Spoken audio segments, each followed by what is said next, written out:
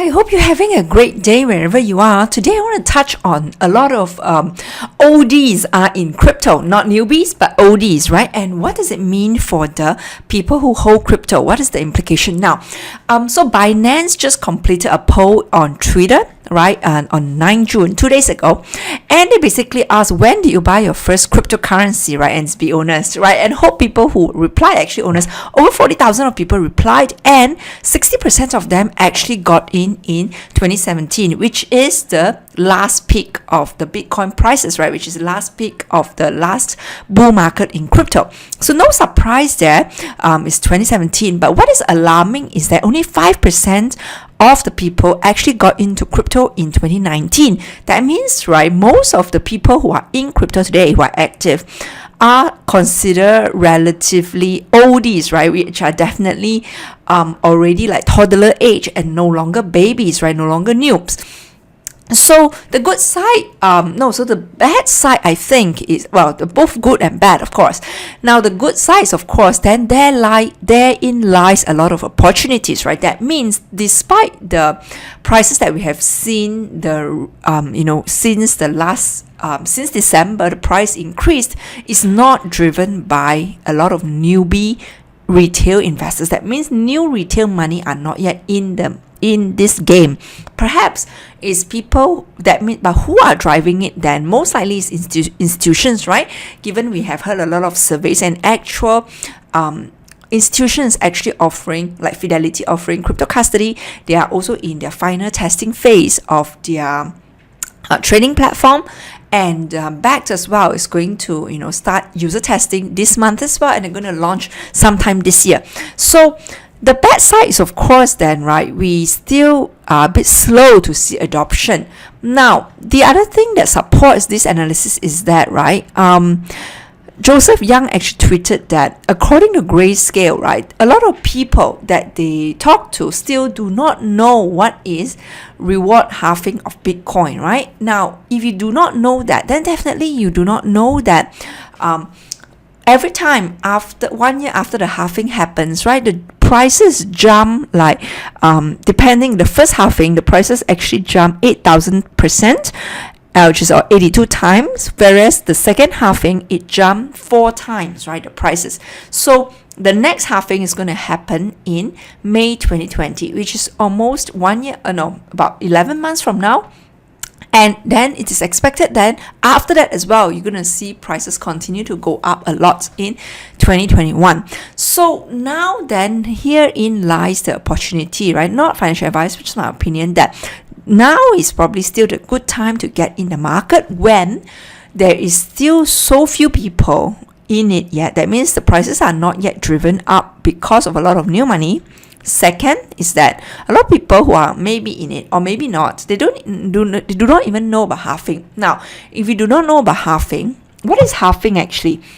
Halving is basically that, right? Every 10 minutes or so, some lucky miner or some computer that's hard at work at checking the verifying the transactions of Bitcoin that is being correct, right? That, people who said that they want to send Bitcoin, have the Bitcoin, people who want to receive the Bitcoin, all this they're verifying and making all this transaction work.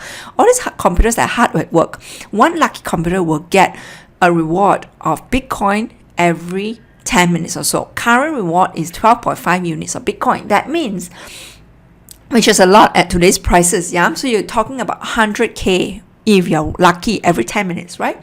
So the thing is this, by next year, so every 4 years, this reward halving will happen. That means reward halving just means that after May 2020, right, every 10 minutes, you will the lucky winner, the lucky miner, the lucky computer will only get 6.25 units of Bitcoin as a reward. Now, this kind of schedule is because is a decreasing supply, right? The rate of increase is actually decreasing. So the supply of Bitcoin will actually flatten out at 21 million units. Because of that, right, this kind of reward halving just goes on to highlight more the scarcity of Bitcoin.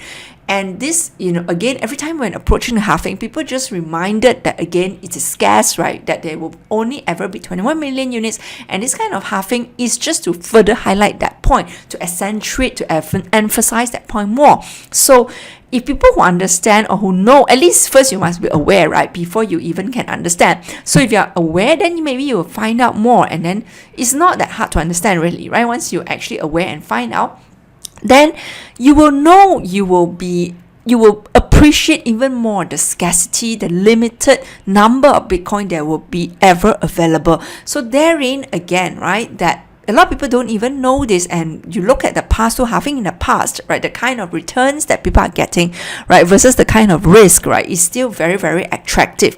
So even Grayscale is surprised that many of the investors that they talk to are not even aware of the upcoming reward halving for Bitcoin in May 2020, right? So and then I thought just jive in very nicely with this poll by Binance that a lot of people got in is 2 years ago. Those people definitely understand. I think most of them would know at least about halving. But still a very small percentage of people are very new. So that means a lot of people are still not, in this market because of the recent price increase. They are tempted, but maybe because there's a bit of, still stuck at still stuck at the 8,000 level, they're not fully convinced. That's why a lot of people say, right, when Bitcoin is above the 10,000 level mark, then it will create that FOMO, the fear of missing out again amongst retail investors, and that's when they will come in. And then after that, it will really just skyrocket. No one knows, right? But it could be. Because after all, it was half of the 20,000 level. Yeah, but a lot of people made the analysis that it's a clear, it's a clear exit from the bearish market if we hit half of the previous all-time high, which is 10,000 in this case, right? So perhaps it was based on that people are making that kind of prediction. But regardless, whether retail investors are in it or not, definitely institutions are already starting to go in. And I believe that if this is the result for retail investors, that means it was the institutions that drive most of the increase in prices in the last few months. And that means, right, it all jives in, aligns very perfectly with the survey done by Fidelity that 20% of their clients plan to increase their holdings in crypto over the next 5 years, right? So no surprise. And again, a lot of the institutional offerings of crypto are coming on board. Among others, Fidelity, right? Crypto trading, eyes are backed, is definitely coming on this year despite a lot of delays. Yeah, and Nasdaq as well, right? They are going to list a lot of the crypto as well on their platform. So yeah, so that's all I have for today, right? I just want to highlight that. What's the summary then of all this, right? Basically, I think if you already have crypto, I think you are in a good position. Just make sure you hodl on, right? Don't be tempted to sell it at before it really reached its all-time high potential.